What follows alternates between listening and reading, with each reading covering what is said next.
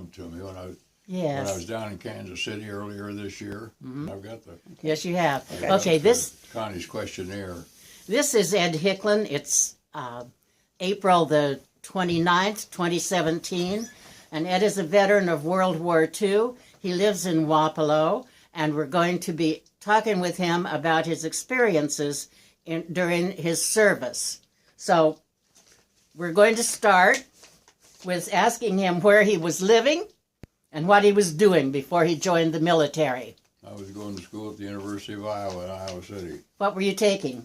I was in liberal arts, majoring in political science, I guess. What year were you? 1943. Actually, I had enlisted 6 months earlier, in the summer of 40. Two. Be the summer of 43, summer of 42 rather, and they didn't call me up, so I went back to school for my first semester of my junior year, and I finished the first semester, and it was about February of 43. I got called active duty. And were you in ROTC at the time? Say again? Were you in Reserve Officer Training Corporate? No, I had enlisted in the Army Air Corps Reserve, Okay. which I was required to do because I'd taken civilian pilot training, and that was one of the things they requested that we do, that if we were allowed to take that course, would be to enlist. And actually, I enlisted before I was old enough to have to register for the draft. I guess I must have been 19 years old almost 20 when I enlisted.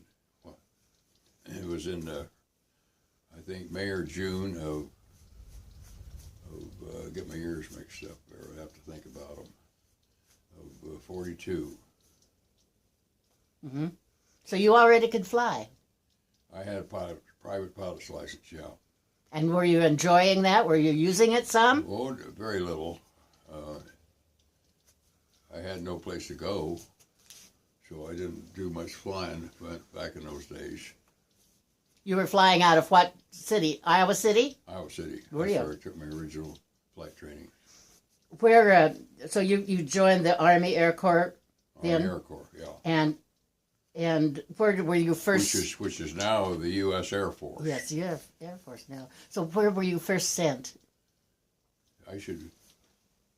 Where did the Army send you for your first training? Jefferson Barracks, Missouri, down the south side of St. Louis. That's where I started out in basic military training, which was kind of a waste of time because I'd already had 2 years of ROTC, basic military training, and I was in conjunction with my schooling at the university. And it was in February. It was very cold down there, and the weather was miserable. And I don't know why, but I was one of the few people I had suit and tie when I went into the military, and that's all I had to wear for 2 or 3 weeks because it took them that long to issue any uniforms. And it was very rainy, rained all the time, and it was a absolute quagmire. The place was a sea of mud. Of course, had mud all over everything. And they finally issued us some overshoes for the mud. That was our first bit of military wearing apparel, as I recall. Big, 4-buckle overshoes. Remember those? Yes, I do. And they were helpful. And we lived in I forget what we call it. They were kind of like a 12 by 12 Quonset hut, I guess we called them, and the only heating was a stove that burned coke. Well, it's almost impossible to start a fire with coke, so we would steal coal and kindling from the mess hall, which was real close by, and to get our coke fires started. And once you got those things, they were a conical thing, and they'd get red hot. And of course, you had went from one extreme to another, either too cold or too hot. Let's sit over here. And Let me look, see what we're looking at. make a long story short, I ended up in the hospital with a bad cold or flu, or I probably was flu back in those days, because this was pre-flu shot days, and I ended up in the hospital down there. Mother was still at home, and she came down to see me. I remember that. Dad had already gone to the Army I had taken him to the Army, I think, to the train in Davenport about a week before I was called up. And saw him off to the military. He had re-enlisted and was sent and was stationed in Washington, D.C. during the entire time. And that's another story. So you were in Missouri for your basic training. Yeah, I was there about, I guess, 6 weeks, something like that. And then where? They signed us to college training detachments. And I was sent to Morningside College in Sioux City. And I had friends, one member of my crew actually was sent to Iowa Wesleyan College in Mount Pleasant. And that had been good for me, but I didn't realize Wesleyan had the so-called college training detachments. But Morningside was fine. I was back in Iowa again. And what did you study there? Say again? Why did you study there? What did we study? They ran us through advanced mathematics and I think some geography, a lot of physical training, and I ended up in the hospital again, and this time I was sent to the Sioux City Army Air Base. Actually, the Sioux City had a military Army airfield, which now is the Sioux City Municipal Airport, but it was owned by the Army back in those days. And then this was they actually had a hospital there. I spent a few days there until I got feeling better. With pneumonia again? It wasn't pneumonia, it was just the dregs of the shabby living conditions in Jefferson Barracks, probably. Yeah. It was pretty tough. I mean, to go from civilian life into an atmosphere of that nature. And what were you living in Sioux City? Oh, we lived in a girls' dormitory. I see. We had good living quarters there. Of course, they ran the girls out.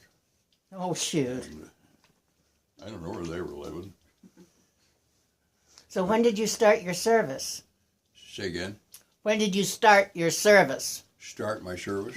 Well, I guess I started at Jefferson Barracks. Yeah, but when you really were going to war, where were you? Oh, I was sent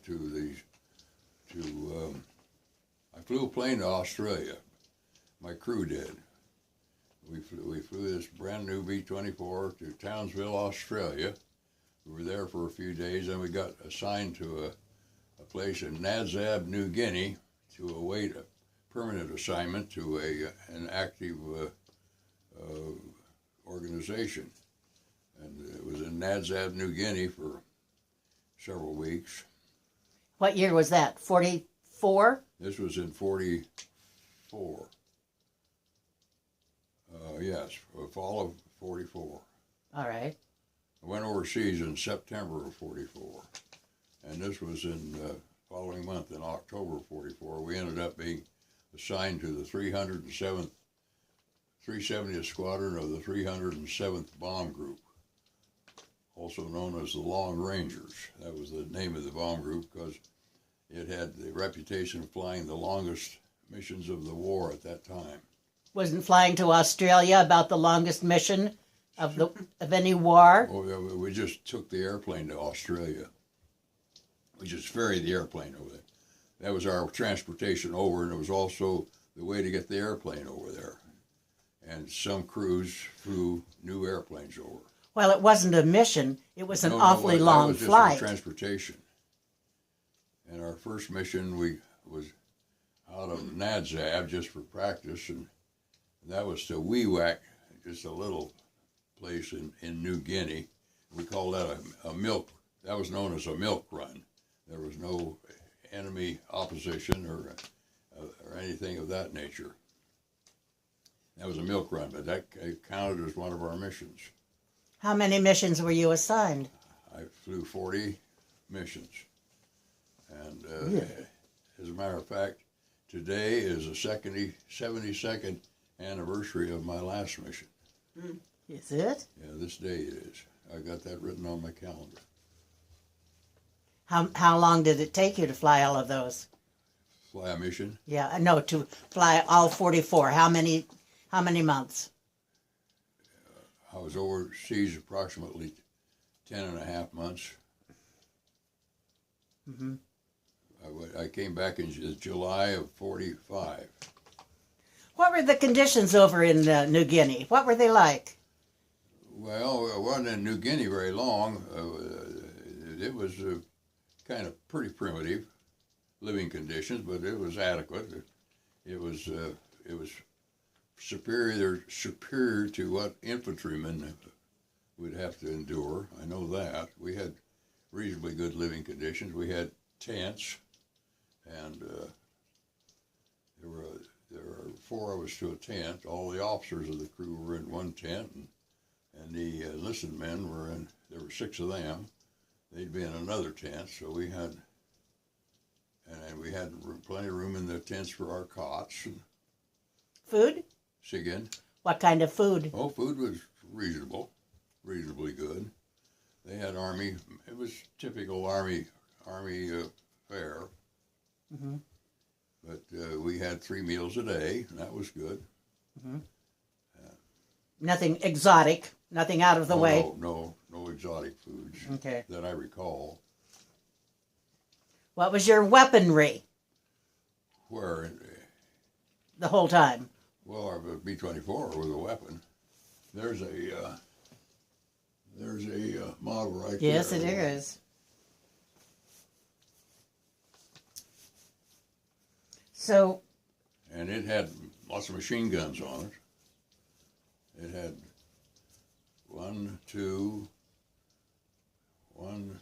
4 turrets, and then 2 waist guns, 2 twin gun turrets, 50 caliber machine gun turrets. And of course, our primary weapon was bombs, which we carried and dropped on our assigned targets. But we had the weaponry to defend ourselves from the Japanese interceptors. Yes. And you did. We did. They came out to intercept. Say again? They did come out to intercept. Well, we had interception on occasion. Yeah, not a whole, nothing like Europe. It was pretty quiet compared to Europe. The only difference between our missions and theirs, ours were much longer. They'd average 10 hours going to and from. And that was kind of a long day's work. I would think so. Yeah. I would think so. Then did you have some rest time between? Oh, we'd have 2 or 3 days usually between missions. Yeah. The missions were defined as hours of boredom punctuated by moments of sheer terror. And that's the way it went. Your terror was over the target when you were being shot at by anti-aircraft and have these enemy interceptors coming at you. Those were the moments of terror. And you were targeting targets where?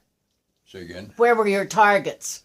What were they? Our targets were mostly military installations, airfields, and one of our main targets was, which had been pretty much destroyed before I got there because our crew was a replacement of a crew that had been lost over at Balikpapan in Borneo. And that was the home of the Shell Oil Company's biggest refineries, the Royal Dutch Shell. It still exists today, the company does, yeah. Shell Oil Company. And they had this huge refinery in Balikpapan, Borneo, which was the source of most of the gas for the Japanese armed forces. And our outfit pretty much destroyed that thing. But they had that pretty well done before I got there. But I did manage to fly one mission to Balikpapan, Borneo. And other than that, the targets were principally military targets. Spell that. So say what? Spell that. Spell what? The airfield that you... Balikpapan? Bali. Well, it wasn't an airfield, it was a refinery. Refinery. And they had a lot of oil wells around Borneo. Can you spell that for Connie? Ballypap. Balikpapan. B-A-L, I'd have to go check for sure. But that's all right. B-A-L-I-K. P and a lot of words are typical of a Dutch word, a double A, P-A-A-P-A-N, I think. Papan. Thank you. Thank you.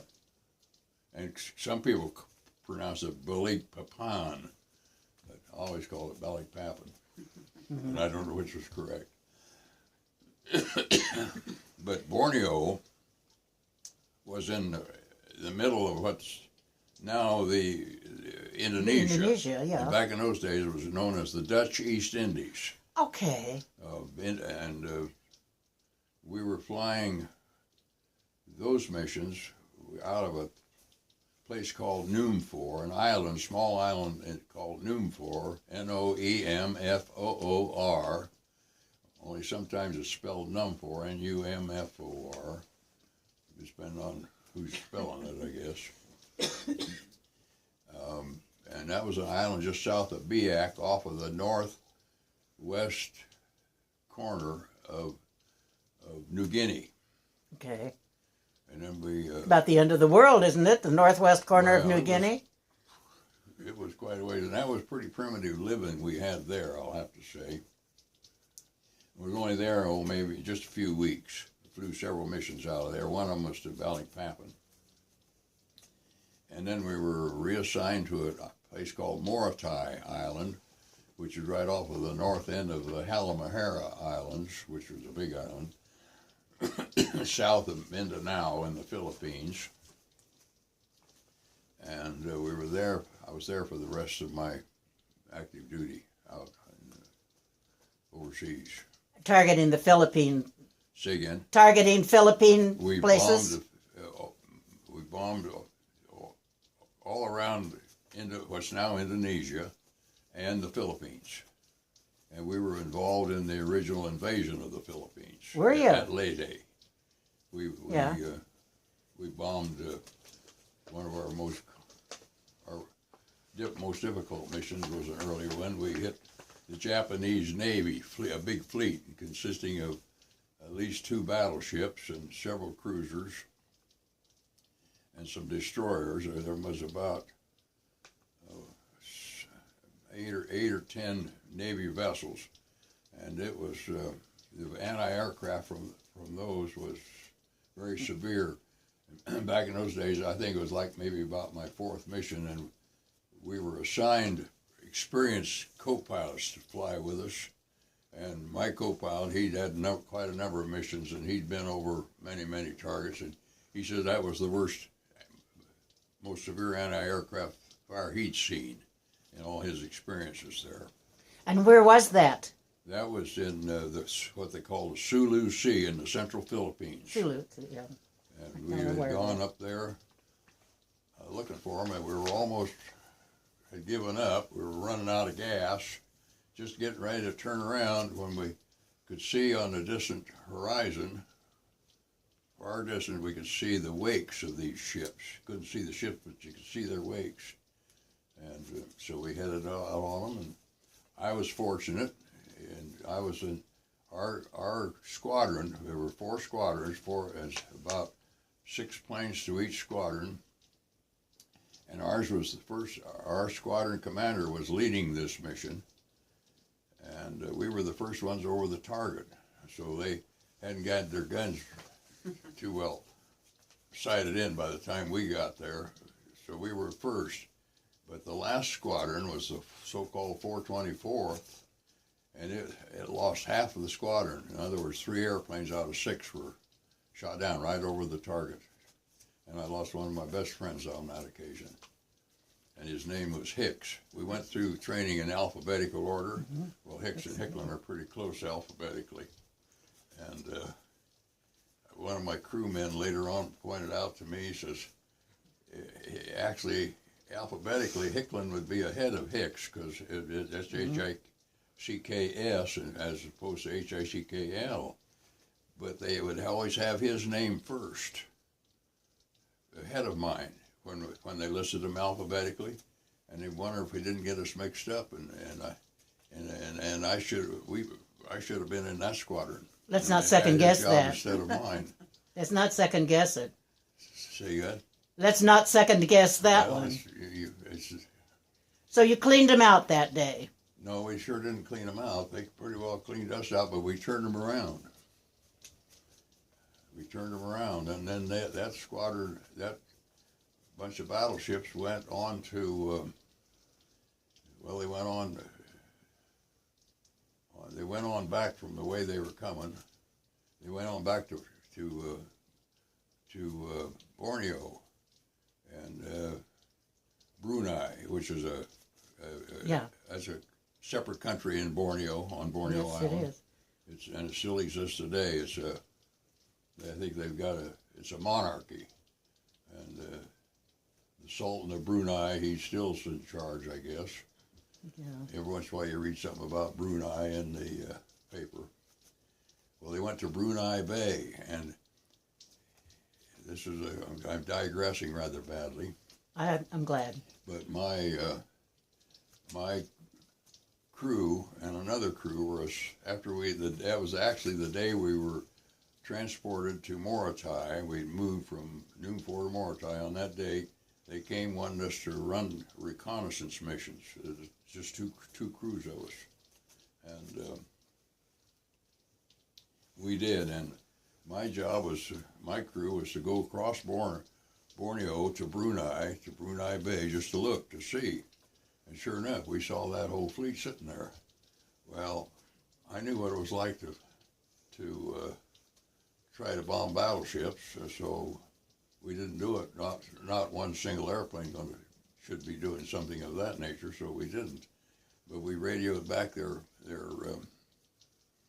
positions of one thing and another, and we flew around the north coast of Borneo all the way, and ended up dropping our bombs on a tank farm, which is an oil storage place on an island called Tawi Tawi. Excuse me. And then flew on back to Morotai. And by the time we got back there, it was evening. We started out kind of late in the day for this mission. It was almost dark by the time we got back. And we hadn't even put up our tents yet. So that's what we had to do. And then we were in the process of, I remember this rather distinctly, we were in the process of putting up our tent, and they came to get us. They had held up briefing for the next mission till tomorrow's mission, which they were going to go strike that task force. And they wanted to talk to us. So they took us to briefing, and we told them what we saw and one thing and another. And they went back and finished putting up our tent. We figured they could have done that for us, but they didn't. No. Anyway, and then the next day they sent the whole bomb group out again on it, and they got the heck shot out of them again. And I don't think they sunk any or did any Well, what were damage of any. What were the armaments to take out a battleship? Did you have to have a What were the torpedo? armaments? Say what? Did you have to have a torpedo to take out the battleships? Well, What? no, we just had. No, I know bombs. you didn't, but No, well, yeah, that would be the best. Would be a torpedo, which would hit the battleship beneath its Yes. armor plating. That'd be ideal. But that's Navy. that's Navy Yeah, talk. one of your questions is, did I ever meet any generals? Yes, when we got back from that from that Sulu Sea mission, General St. Clair Street, who was the commanding general of the 13th Air Force, came into our airplane, and I was rather appalled by that. But my old co-pilot, who had earlier said it was the worst flak he'd ever seen, told the general that. he had no qualms about telling the general. He said, "General, bombing battleships is Navy business. We have no business trying to do that." And that's what he told the general. And, Well, good. I'll never forget that. He's- Actually, General came around. I was sitting in there writing up the airplane as to every airplane in the bomb group had some damage as a result of that. We had a little, not much, but there was some. We had some flak. You know, you've heard of flak. That's where the anti-aircraft bombs explode and the get shrapnel flak, yeah. spreads out. Yeah. We still get a lot of flack today about Say stuff, what? don't we? We still get a certain amount of flack today about things. Well, Yeah. never mind. Well, it's taken on other meetings. Okay. So that was your biggest battle, maybe. That was my most, The scariest, the most dangerous. Well, I got a direct hit one time on another occasion. You didn't. But I never saw a burst of flak on that. And we got a direct hit, but it severed our rudder cables in our airplane. And without rudder controls, it's pretty hard to fly the thing, to control them. But the boys, they managed to splice them back together. We had, just with using the wires from the arming wires from the bomb racks, they spliced these back together good enough to get the airplane back under control again. And without that, I don't think I'd be sitting here talking to you today.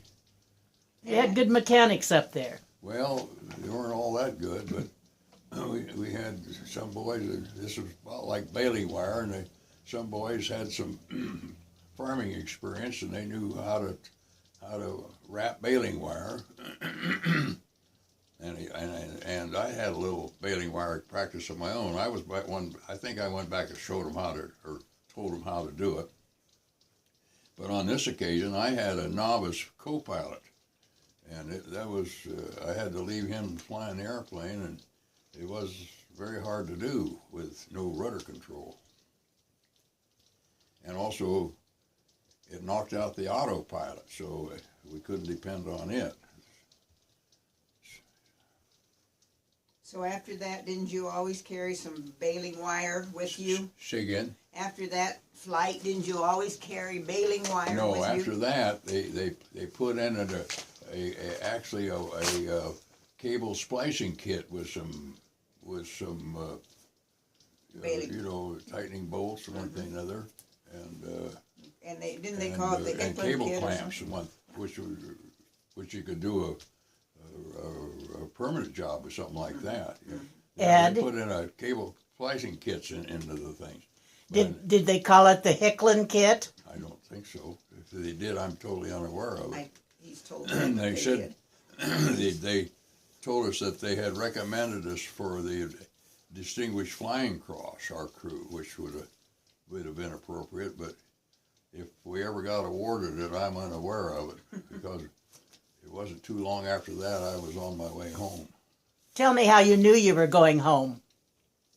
Well, after you'd finished 40 missions, usually you got to go home. Either home or dead. 41. Yeah. And this was my 37th mission where we had this. And it was also the first time I ever led the squadron. I was a squadron leader on that day. We flew the lead plane. And it was to an island in Indonesia known as Sumbawa, which is about the next island east of Bali. Everybody's heard of Bali. Valley High, yes. The bare-breasted beauties of Bali, I Yes, think I've they heard of refer to those. as. Well, this was next to Bali, this island was. And what was the strange part about it, I never saw a burst of flak on this thing till we got hit. And I never saw it burst either. So, but the missile, which was about a 90 millimeter, which would be almost 3 inches, went through the plane, and right along the side, clipped the cables, the rudder cables, and then went on out to the top. I got pictures of it. And we never saw another burst of flak, but we sure knew we were hit. And we had one crewman had a little facial injury because it went through a life raft. This shell did, and it burst the CO2 cylinder in the life raft, and it spread. And we had, of course, a little shrapnel in the airplane as a result of that inside the airplane. He was the radio operator, and he was also the waist gunner, and he was back in the rear of the plane when this happened. And where the shell went through was, we had just finished dropping our bombs, and the bomb bay doors were still open. And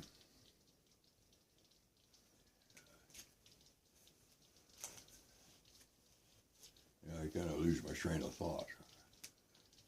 Anyway, they were still open, and then where the shell went, exited the airplane, it kind of ripped the metal up, and there was the plane that was on our left side, our left wing, thought we were on fire because there was this yellow flumes coming out that hole. Well, what it was sea marker dye, which all these life rafts had. You know what that was? Yes. It was to mark their position in the water. It was fluming out that thing. But fortunately, we weren't on fire. But we would have been on fire. It would have been fatal if it was a thousandth of a second earlier, because it would have gone right through that shell would have gone right through our main fuel cells if that would have happened. And I wouldn't be here talking to you today if we would have been hit there. And at 200 miles an hour, that would be, rule of thumb is that your speed per second is 1.5 times your miles per hour. So that'd be, at 200 miles an hour, that'd be 300 feet a second. That would be your speed. Well, at what fraction of a second would you go 10 feet? Because it would have been 10 feet earlier, it would have been. So did the man who got the facial wound, he got a Purple Heart, and yeah. the rest of you didn't? Yeah, but if any of us got the DFC as a result of that thing, I'm unaware of it. Should have, shouldn't you? See, I think so. I know of one situation where pilot, and he got the DFC for landing a crippled B-24, but actually he wrecked the airplane in the process. And we saved this airplane. It flew again. They patched her up and actually flew my last mission in it. And it was the best airplane in the squadron. It was one of the newest at the time. The old crews get the new planes, and the new crews get the old junkers. The airplane I flew overseas ended up in our squadron, which was very unique, but I never flew it again. Just all the old boys got to fly it, and they made me fly the junkers. Also known as war wearies. They call them war wearies. I think so. But some of them were war weary, but they were still pretty sound. On your last mission, what was it, close to the end of the war? The war in Europe had already ended. Yes. And well, reasonably close. The war ended in August. I got home and I think it was on the 4th of July. So I hadn't been home very long by the time the war ended. Yeah, so we were near the end of the war. If you had stayed and flown more missions, weren't they going to give you, if you had stayed and flown more missions, weren't they going to give you an advancement in rank? Oh yeah, they offered to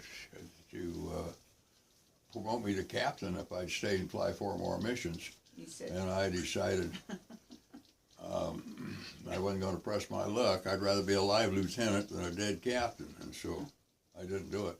And my mother never would have approved of that, or my father, because my dad, he didn't think I should be in the Air Force anyway. There's only one, Army should have had one branch that was known as the infantry. Infantry, yeah. And if men were meant to fly, they would have been born with wings with feathers on them. That was his philosophy where flying was concerned. But father actually did fly to Europe during the war. He went over there for on a job. He was with the so-called Lend-Lease administration. The Army ran that back in those days, and he had a lot of good friends in the military. Well, he started out as a captain and was retired as ended the war. I shouldn't say retired, as a lieutenant colonel. And my dad was one of the few people that I know of that was veterans of both world wars who were not career military. He was a civilian in the meantime. And so. They were fairly proud of you anyway. Say again? They were fairly proud of you anyway, I assume. They were kind of disgusted with me for having joined the Air Corps. They thought men was not meant to fly. I went through that once before. Were you in a relationship when you were in the army? When you were flying in the service? Were you in a relationship at that time? Did you have a girlfriend back home? Well, I guess you might say I didn't have, not a relationship as they're known today. No, that's going to bed with different people. Friend, yeah. Yeah. I wouldn't say I didn't. And she was glad that you came home? I don't know. I never saw her again.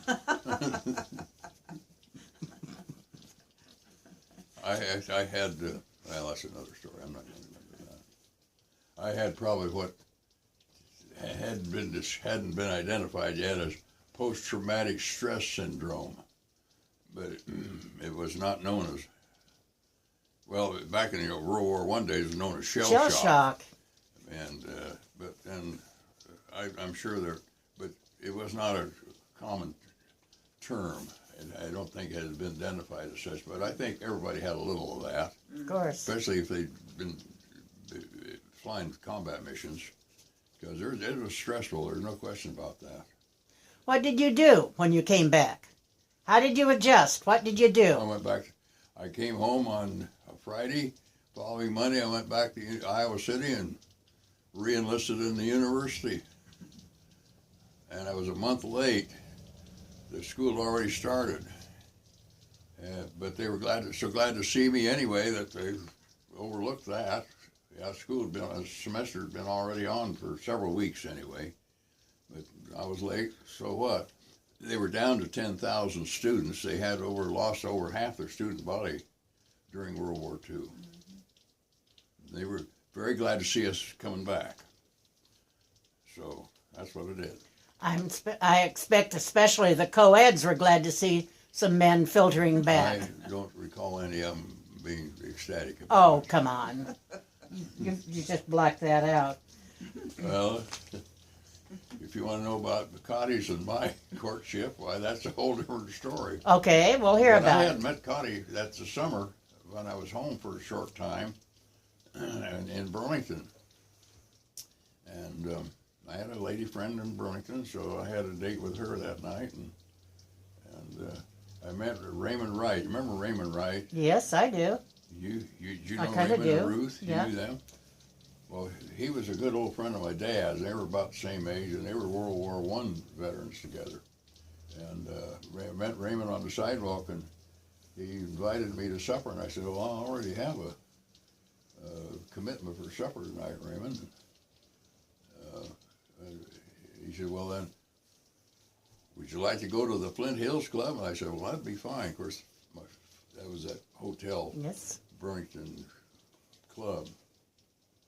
And he said, well, let's go arrange that. And so we went up there, and guess who was in charge of the club? Louise, Cottie's mother. Well, guess who our waitress was? Connie. And you know the rest of the story. There we go. Yeah. She was a Burlington girl. Well, yeah, her mother was a Burlington girl, but Connie was actually born in Burlington, but she was raised in southern Arkansas. Her dad was with the Crossett Lumber Company, a town called Crossett. And that's where she grew up and went to high school, but she was back in Burlington for this summer, and then she was going to school at the University of Iowa. Mm-hmm. So that's where we got acquainted. Did you have to Did you have any therapy when you came home? Did you have anybody you could talk with? Any? I didn't. You mean mental therapy? Yeah. No, People didn't then, did they? no. We PTS or Just PTSD got over it. had yet to be invented or, You just got over or it. identified. Yeah, you did. Suck it up. There you go.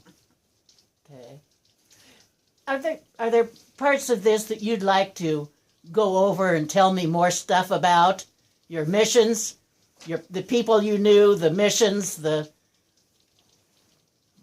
I had what? a lot of good friends, and I still had been going until not too long ago, but still going to my bond group reunions, which were Did ya? kind of a regular thing. I didn't start those till after Connie passed away. I went to one. Down in Texas. See what? You went to one down in Texas, I remember, when Cotty was alive. I went to one it was across the river from St. Louis. It was in Illinois there, and I can't think of the name of it. Belleville? It's close to it. It's right across the river from St. Louis. We went to this one. This was just our squadron. But then, after Connie was gone, I went to one which was the whole bomb group. There were 4 squadrons in our group. I believe it's gonna rain. Or is that a bombing? Fits right in with the Well, narrative. it's raining right now pretty Yes, good. it is. It's hard. Rained hard all afternoon. Yeah. Yeah. Well, Ed, I think this has been. Where did I leave off? Go ahead. I think this has been an excellent interview. I've enjoyed every bit of I it. run off the head like a physic woodpecker. Kind of like a physic woodpecker, but that's what we like. I'm going to turn this off.